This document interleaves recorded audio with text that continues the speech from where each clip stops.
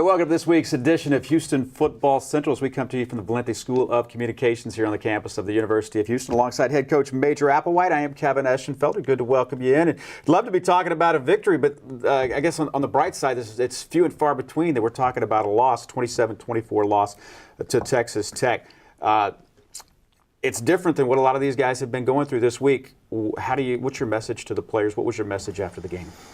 There was a lot of things said, but number one was I was very proud of the way they continued to fight. There's so many negatives in a loss that you're trying to find something positive, and the fact that the guys fought offensively, defensively, special teams, thought they had a chance to win all the way till the end. Coaching staff, the sidelines were good. There was a lot of positivity from the standpoint that we have guys that will compete at a high level and play hard. At the same time, we addressed all the negatives, whether it's turnovers or tackling, explosive plays, whatever it may be. We addressed all the negatives, but was very proud that we have a football team that fights their tail off. We're going to fix all of those issues and address those this week, and then talk to them about you can't let two follow one. You cannot let one loss and one failure defeat you twice. You've got to learn from it, move on, be big boy.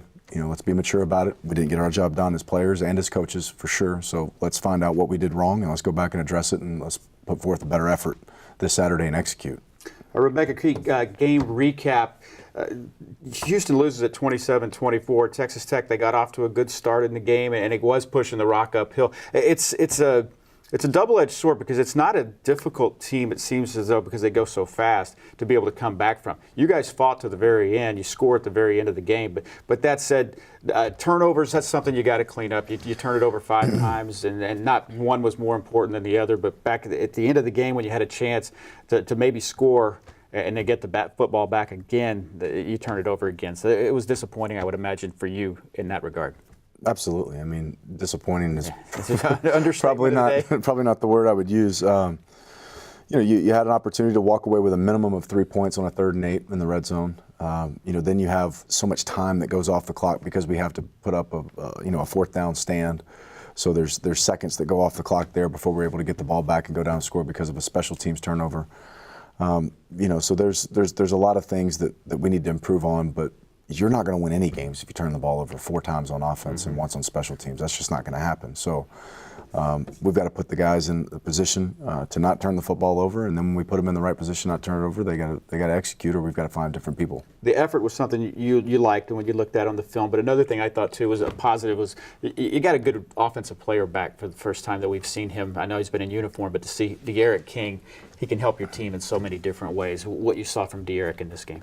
Everything that I thought, in terms of who he is, very disciplined player. He's does exactly what he's supposed to do, how he's supposed to do it, when he's supposed to do it. He's explosive with the football in his hand, very competitive. We have a package for him to touch the football. Obviously, last week we'll always continue to carry that. And really, it's not so much a package as it is our offense. Put the ball in the players' hands that can score. If you're not doing that, then what are you doing? So let's find as many ways as humanly possible that he can touch the football, because he can end drives. And that's what offensive football is really about. Explosive players make smart coaches, don't they? No question. You knew that as a player. I wasn't an explosive player. I knew how to hand the ball off to Ricky Williams and some other guys. You knew how to get it to explosive players. Right. Okay. See. There you go. We work together on this. Hang with us. We got plenty more to come here on Houston Football Central. Just getting started. If we come back, we'll take you inside the box score. That's next.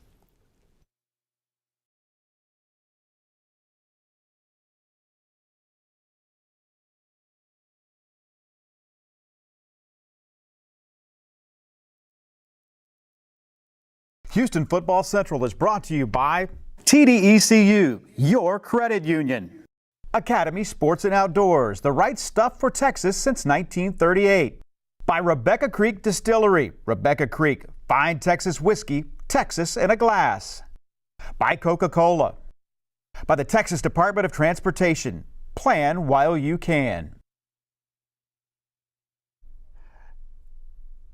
Hey, welcome back to the show. Each and every week we pull back the curtain thanks to TxDOT Beyond the Box Score. And this week, this is a very important part of Houston Cougar football, as well as the entire athletic department. We're talking about the sports nutrition department.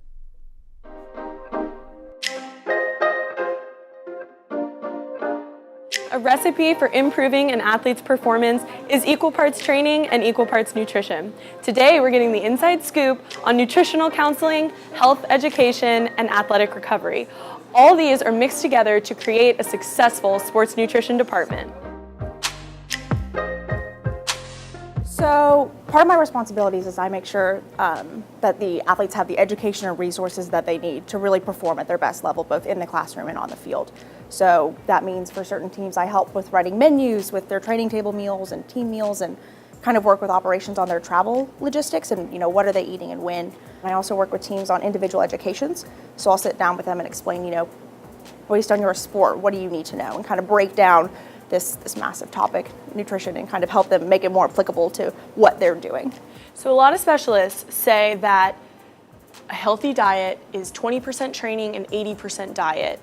Do you agree with that? And how do you instill that into the minds of athletes?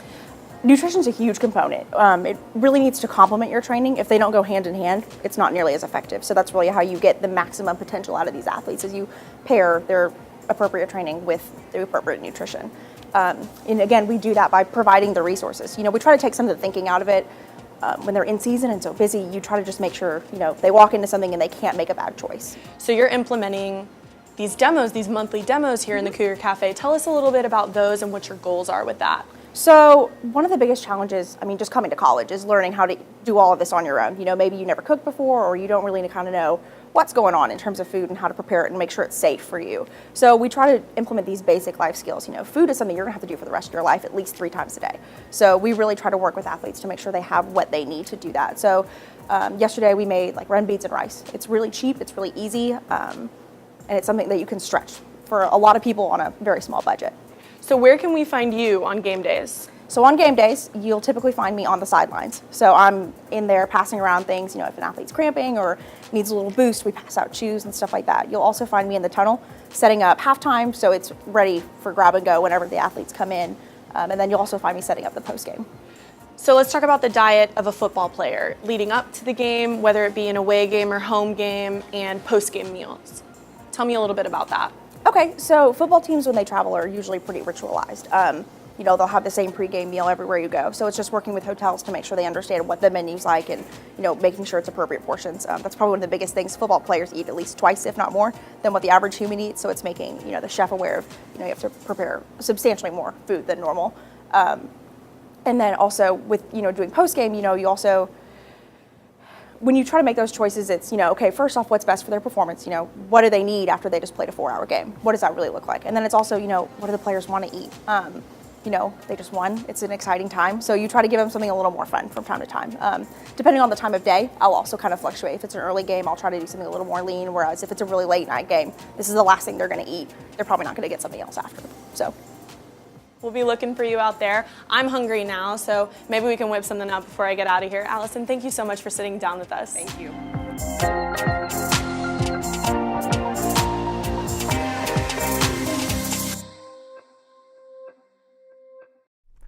All right, hang with us. We got plenty more to come here on Houston Football Central. When we come back, we'll go 4 downs with Major Applewhite. That's next. Stay with us.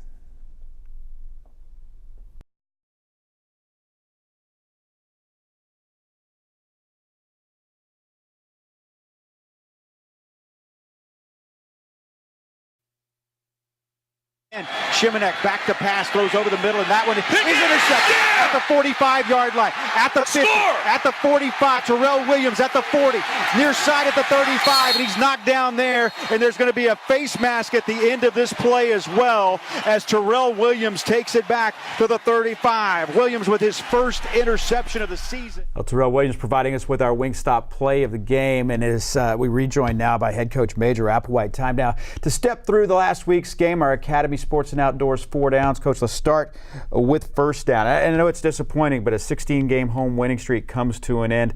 What that meant to this program was the longest active winning streak in the country, and now I guess it's just time to flip the switch and start another one in a couple of weeks. But I know that was a source of pride and something you hate to see go by the board.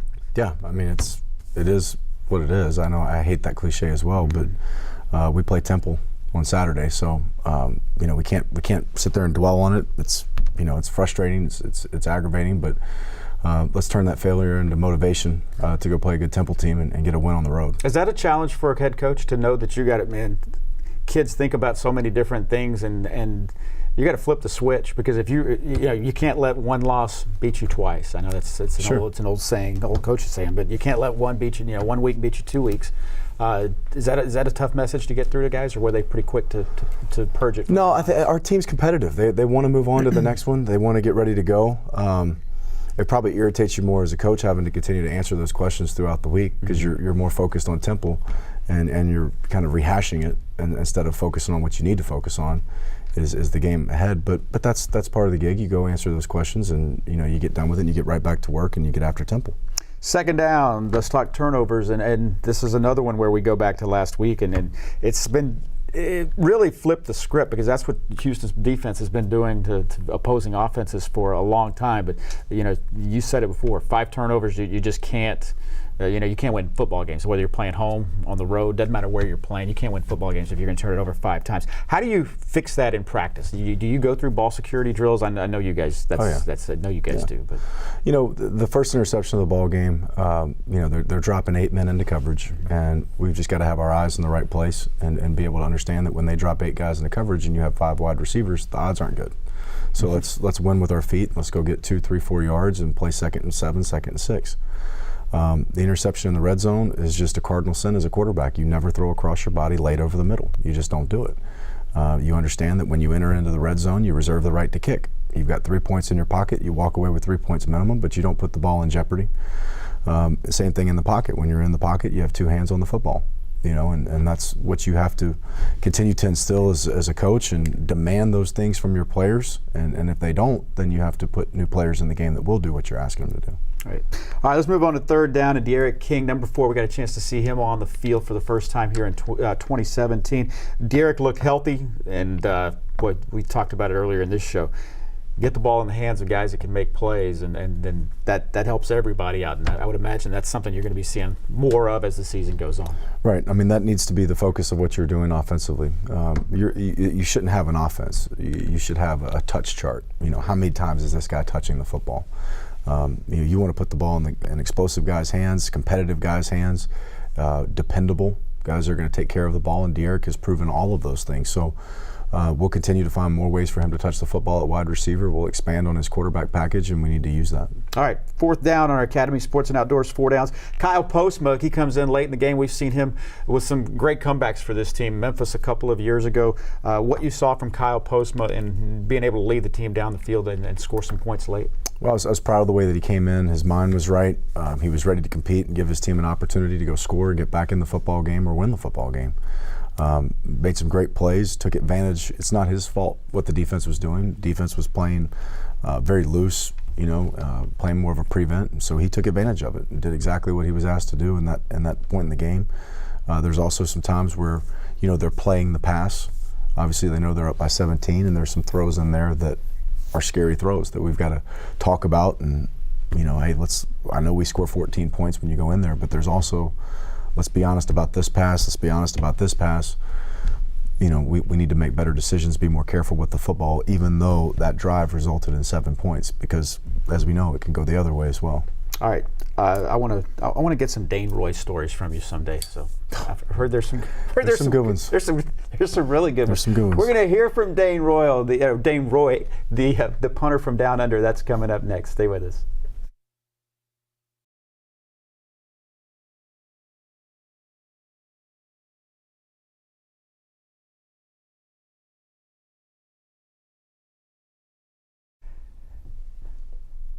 Hey, welcome back to Houston Football Central. The Cougars will travel to Philadelphia this weekend to take on the Temple Owls and return home for SMU to TD-ECU Stadium after that. Time now for our Freddy's Frozen Custard. Inside the huddle, and one of the more entertaining players on the team is Australian punter Dane Roy. I like to prepare by doing the same thing every game, so I get into a routine, making sure I do the right things, so I don't leave anything to chance. Do the same thing every game, really. Wear the same socks, eat the same food, and do the same pre-game routine. My motivation is my teammates, because I don't want to let them down. I got told off a few times last year by McCloskey, who was our one of our personal protectors. So every time I did something wrong, he'd yell at me, and I just felt like I disappointed the whole Land Sharks team. So I don't really want that to happen again. So that's the motivation. What I do at training's harder than the games to me, because like they can stop the reps at any minute and then tell you what you did wrong or what you need to fix. So I don't really want the whole team to be called back because I did something wrong. So I try and fix my mistakes at training so the game's a bit easier. I get a rush when we finish a game and celebrating with all the guys after we win. But no, I don't really do anything on the field. I just go into a zone, really, do my job, kick the ball, get off the field without people noticing me. How we motivate each other as a team, really just looking at what people have done in college football history and then looking at what you did last year and then trying to beat that, really. So how good can you be is pretty much what everyone gets the motivation from. Like, you were good today, well, are you going to be good tomorrow? So motivate yourself to be better, really. All right, time now for Memorial Hermann Player of the Game. And for that, we head to the defensive side of the football. Matt Adams, the senior linebacker, finishes the game in the loss to Texas Tech with 15 tackles, 1.5 behind the line of scrimmage. When we come back, we will get our Nissan keys to the game as the Houston Cougars travel to Philadelphia to take on the Temple Owls. But right now, it is time for our Bud Light Cougar moment. And for that, we take you back to TDECU Stadium. He's a Cougar fan, she's a Red Raider, and he's going to take a knee and pop the question. And just to not be a spoiler, yes, she says yes. All right, it's our Bud Light Cougar moment. More to come when we come back. It's our Nissan Keys to the Game here on Houston Football Central.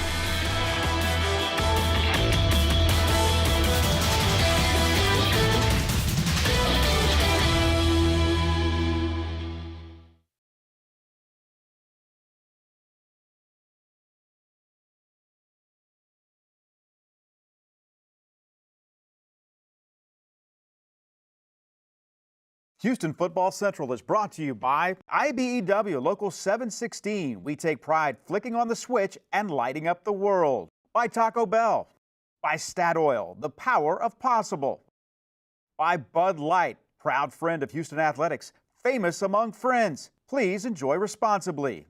By the Valenti School of Communication, building the next generation of storytellers.